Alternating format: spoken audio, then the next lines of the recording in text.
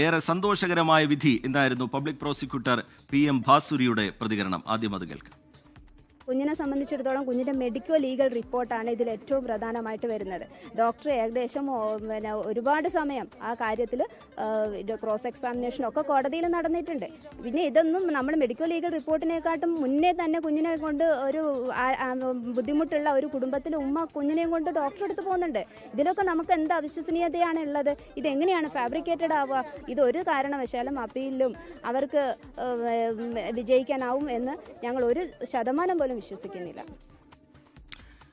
മുഹമ്മദ് റഹീസ് വിവരങ്ങളുമായി കണ്ണൂരിൽ നിന്ന് ചേരുന്നുണ്ട്. റഹീസ്, കേരളം വലിയ നടുക്കത്തോടുകൂടി കേട്ടൊരു കേസാണ്. ഒരു 4ാം ക്ലാസ്സുകാരിയെ പലതവണ പീഡിപ്പിച്ചു എന്ന വാർത്ത, പിന്നീട് അതിൻ്റെ അന്വേഷണം, വിചാരണാകാലം, ഇതൊക്കെ ഈ ഘട്ടത്തിൽ എല്ലാവരുടെയും മനസ്സിലേക്ക് വരുന്നുണ്ടാകും.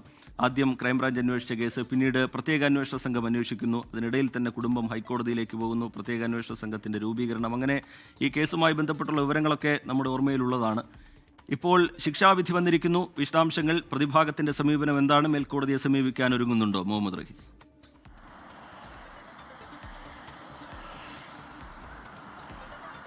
TK വളരെയധികം നടുക്കിയ, കേരള മനസാക്ഷിയെ നടുക്കിയ, അതിനപ്പുറത്തേക്ക് ആ സംഭവം, അതിന് ശേഷം നടന്ന അന്വേഷണം, ആ അന്വേഷണത്തിൽ പോലീസിന്റെ ഭാഗത്തു നിന്നുണ്ടായ വീഴ്ച, അത് പ്രകടമായി തന്നെ നമുക്ക് എല്ലാവർക്കും മനസ്സിലാകുന്ന തരത്തിൽ ആ വീഴ്ചകൾ ഒക്കെയും പ്രകടമാകുന്നു. അപ്പോൾ ആ തരത്തിൽ മാറിയ ഒരു കേസാണിത്. കേവലം ഈ ഒരു പോക്സോ കേസ് ഉണ്ടാകുമ്പോൾ ഉണ്ടാകുന്ന ഞെട്ടലല്ല, അതിനപ്പുറത്തേക്ക് അന്വേഷണത്തിന്റെ ഓരോ ഘട്ടത്തിലും ഉണ്ടാകുന്ന വീഴ്ചയും പ്രതിയെ സംരക്ഷിക്കാൻ പോലീസ് കാണിക്കുന്ന ഒരു വ്യഗ്രതയും ഒക്കെ ഏറെ ചർച്ചയായി വിമർശിക്കപ്പെട്ട ഒരു കേസാണിത്. ആ കേസിലാണ് ഇപ്പോൾ എന്തായാലും തലശ്ശേരി പോക്സോ കോടതിയുടെ ഒരു വിധി വന്നിരിക്കുന്നത്. ഇന്നലെ തന്നെ പ്രതിയായിട്ടുള്ള പത്മരാജ് കുറ്റക്കാരനാണെന്ന് കോടതി കണ്ടെത്തിയിരുന്നു. അദ്ദേഹം ഒരു അധ്യാപകൻ മാത്രമല്ല, BJP നേതാവ് കൂടിയാണ്. ഒരു 10 വയസ്സുള്ള കുഞ്ഞിന് നേരെ കാണിച്ച അതിക്രൂരത, അത് പഠിച്ചിരുന്ന ആ സ്കൂളിന്റെ ശുചിമുറിയിൽ കൊണ്ടുപോയി 3 തവണ ആ പെൺകുട്ടിയെ പീഡിപ്പിക്കുക, ആ പീഡിപ്പിച്ചതിനു ശേഷവും പിന്നീട് ഈ കേസ് വരുമ്പോൾ ഓരോ ഘട്ടത്തിലും അത് രാഷ്ട്രീയ പ്രേരിതമായിട്ടുള്ള കേസാണ്, തന്നെ കുടുക്കാൻ ചിലർ ശ്രമിക്കുകയാണ് എന്നുള്ള വാദങ്ങളൊക്കെ മുന്നോട്ട് വെച്ച് അദ്ദേഹം ഒരുപാട് ശ്രമിച്ചു നോക്കി. ഈ ശിക്ഷകളൊക്കെയും തടയിടാൻ ഇന്ന് അവസാന ദിവസവും കോടതിയിൽ കണ്ടത് അതാണ്. കാരണം ശിക്ഷയിൽ ഏതെങ്കിലും തരത്തിലുള്ള ഇളവ് വേണമോ എന്ന് കോടതി സ്വാഭാവികമായിട്ടും ചോദിച്ചിരുന്നു. ആ ചോദിച്ചപ്പോഴും അദ്ദേഹം പറഞ്ഞ വാദങ്ങളിൽ ഏറ്റവും പ്രധാനം ഇത് കെട്ടിച്ചമച്ച കേസാണ്, ചില മതസംഘടനകളാണ് ഈ സംഘടനകളുടെ പ്രേരണയാണ് ഈ കേസിന് പിന്നിലെന്നടക്കമുള്ള വാദങ്ങൾ അദ്ദേഹം മുന്നോട്ട് വെക്കുമ്പോഴും ഒരു 10 വയസ്സുകാരി നേരിട്ട കൊടിയ പീഡനം, അതിൽ നേരിട്ട ക്രൂരത, മാനസിക വിഷമം, മാനസിക സംഘർഷം, ഇതൊന്നും കണക്കിലെടുക്കാൻ ഈ ഒരു പ്രതി ഈ കൃത്യത്തിനു ശേഷവും, താൻ കുറ്റക്കാരനാണെന്ന് കോടതി വിധിച്ചതിനു ശേഷവും അദ്ദേഹത്തിന് അത്തരത്തിലുള്ള ഒരു മാനസികാവസ്ഥ ഉണ്ടായിരുന്നില്ല. ഒരു ഘട്ടത്തിലും അത് അദ്ദേഹം അംഗീകരിക്കുകയും ചെയ്തില്ല. അങ്ങനെ ഇതൊക്കെയും മുന്നോട്ട് വെക്കുമ്പോഴും കോടതി ഇതൊന്നും പരിഗണിക്കാൻ തയ്യാറായില്ല. അതിന് അർഹിക്കുന്ന ശിക്ഷ ലഭിക്കുമെന്ന് രാവിലെ തന്നെ ഏതാണ്ട് വ്യക്തമായിരുന്നു. അത്തരത്തിലൊരു സമീപനമായിരുന്നു കോടതിയുടെ ഭാഗത്തു നിന്നും ഉണ്ടായത്.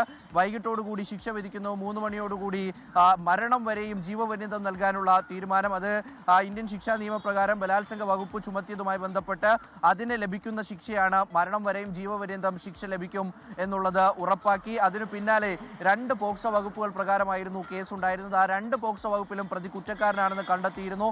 ആ 2 വകുപ്പിൽ 20 വർഷം, ഓരോ വകുപ്പിനും 20 വർഷം വെച്ച് 40 വർഷത്തെ ശിക്ഷ. ആദ്യം ഈ പോക്സോ കേസിലെ വകുപ്പിലെ 40 വർഷം അനുഭവിക്കണമെന്ന് കോടതി വ്യക്തമാക്കിയിരിക്കുന്നു. അതിന് പിന്നാലെ മരണം വരെ ജീവപര്യന്തം എന്നുള്ള ശിക്ഷയാണ് നിലവിൽ എന്തായാലും തലശ്ശേരി പോക്സോ കോടതി വിധിച്ചിരിക്കുന്നത്.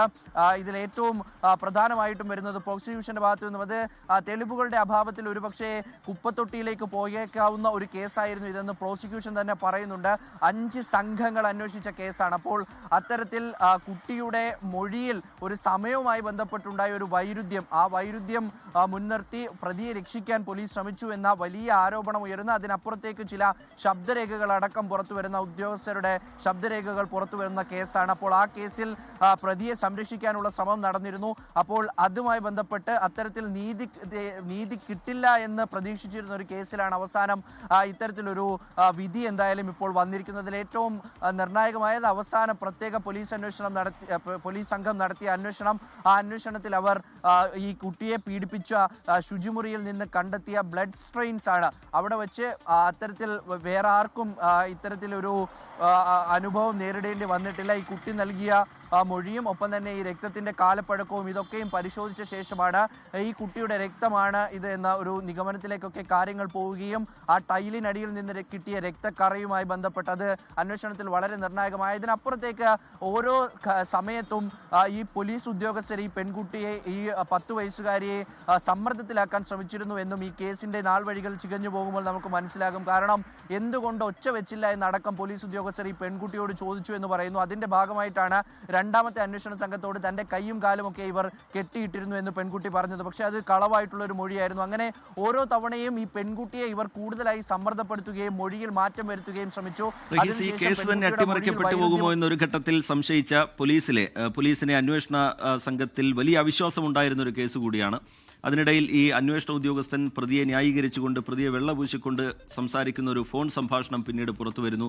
അത് വലിയ രീതിയിൽ ചർച്ചയാകുന്നു. ഈ തെളിവുകൾ നശിപ്പിക്കാൻ പോലീസിന്റെ തന്നെ നേതൃത്വത്തിൽ ശ്രമം നടക്കുന്നു എന്നുള്ള വിമർശനം, രാഷ്ട്രീയ വിമർശനം ഉൾപ്പെടെ ഉയർന്നു വരുന്ന ഒരു കാലമായിരുന്നു അത്. അതിനുശേഷം പിന്നീട് ആ കുടുംബം ഹൈക്കോടതിയിലേക്ക് പോവുകയും പിന്നീട് പ്രത്യേക അന്വേഷണ സംഘം രൂപീകരിക്കുകയുമായിരുന്നു. അതിൽ ആ കുടുംബം നടത്തിയ നിയമ പോരാട്ടം കൂടി ഈ ഘട്ടത്തിൽ ശ്രദ്ധേയമാണല്ലോ മുഹമ്മദ് റഹീസ്.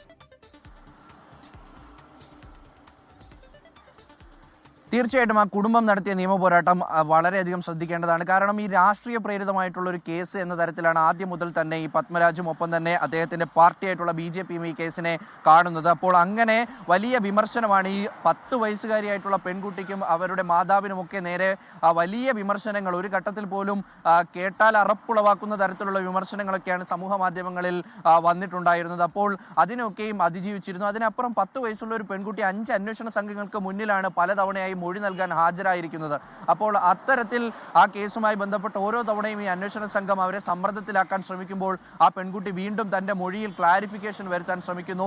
അപ്പോൾ ഇന്ന് ഈ അന്ന് അന്വേഷണ സംഘത്തിൽ ഉണ്ടായിരുന്ന ഒരു ഉദ്യോഗസ്ഥൻ നമ്മളോട് പറഞ്ഞത് ഏതൊക്കെ കാര്യങ്ങൾ ആ കുട്ടി കൂട്ടിച്ചേർത്ത് പറയുന്നുണ്ടോ അതൊക്കെയും തന്നെ വ്യക്തിഹത്യ ചെയ്യുന്നു, അല്ലെങ്കിൽ തനിക്ക് നേരെയാണ് ഈ കേസ് തനിക്ക് നേരെയാക്കിയെടുക്കാൻ ഉദ്യോഗസ്ഥർ ശ്രമിക്കുന്നു എന്നൊരു 10 വയസ്സുകാരിക്ക് തോന്നിയതിന്റെ ഭാഗമായിട്ടാണ് കൂടുതൽ കാര്യങ്ങളും പെൺകുട്ടി കയ്യിൽ നിന്ന് പറഞ്ഞത്. പക്ഷെ അപ്പോഴൊക്കെയും ഏത് തരത്തിലാണ് തന്നെ ഈ പത്മരാജ് പീഡിപ്പിച്ചത് എന്നുള്ള കാര്യം കൃത്യമായി തന്നെ ഈ പെൺകുട്ടി പറയുന്നുണ്ടായിരുന്നു. അതിലൊരു തവണ പോലും ആ കുട്ടിക്ക് തെറ്റിയിട്ടുണ്ടായിരുന്നില്ല എന്നാണ് അന്ന് കേസ് അന്വേഷിച്ച സംഘത്തിലെ ഒരു SI നമ്മളോട് അല്പസമയം മുമ്പ് പറഞ്ഞത്. അപ്പോൾ ആ തരത്തിൽ പെൺകുട്ടി കാണിച്ചൊരു മനോധൈര്യം അതും എടുത്തു പറയേണ്ടതാണ്. 10 വയസ്സുകാരിയാണ്. ഇത്രയധികം അന്വേഷണ സംഘങ്ങൾക്ക് മുന്നിൽ ഹാജരാകുമ്പോൾ അതിനുണ്ടാകുന്ന മാനസിക വിഷമം എന്ന് പറയുന്നത് വളരെ വലുതാണ്. അപ്പോൾ അങ്ങനെ ആ കുട്ടി നടത്തിയ പോരാട്ടം ഈ കുടുംബം നടത്തിയത്, ആ കുടുംബത്തിന് മേൽ ഈ എതിർഭാഗം ഈ പത്മകുമാറും അദ്ദേഹത്തിന്റെ പാർട്ടിയും ഒക്കെ പത്മരാജും അദ്ദേഹത്തിന്റെ പാർട്ടിയും ഒക്കെ നടത്തിയിരുന്ന ഒരു വിദ്വേഷ പ്രചാരണം, ചാപ്പയടിക്കൽ, ഇതിനൊക്കെയും അതിജീവിച്ചുകൊണ്ടാണ് എന്തായാലും ഇവർ കോടതിയിലേക്ക് പോകുന്നത്. ആദ്യഘട്ടത്തിൽ ഈ പാനൂർ പോലീസിന്റെ അന്വേഷണമൊക്കെയും ഇഴഞ്ഞു നീങ്ങുകയും കുടുംബത്തിനെതിരാണ് എന്ന് വരുമ്പോൾ പിന്നീട് ഈ കുടുംബം ആഭ്യന്തര വകുപ്പിനെ സമീപിക്കുന്നു, മുഖ്യമന്ത്രിക്ക് നേരിട്ട് പരാതി നൽകുന്നു.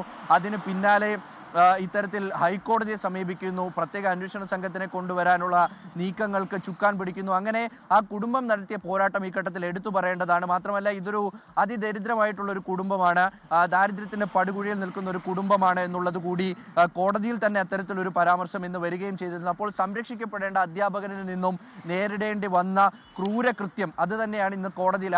മുഹമ്മദ് റഹീസ് കണ്ണൂരിൽ നിന്ന് വിശദാംശങ്ങൾ പങ്കുവയ്ക്കുകയായിരുന്നു. പാലത്തായി പീഡനക്കേസിൽ BJP നേതാവ് K പത്മരാജന് മരണം വരെ തടവ് ശിക്ഷയാണ്. പോക്സോ കേസിൽ 40 വർഷം തടവും 2 ലക്ഷം രൂപ പിഴയും അടയ്ക്കണം.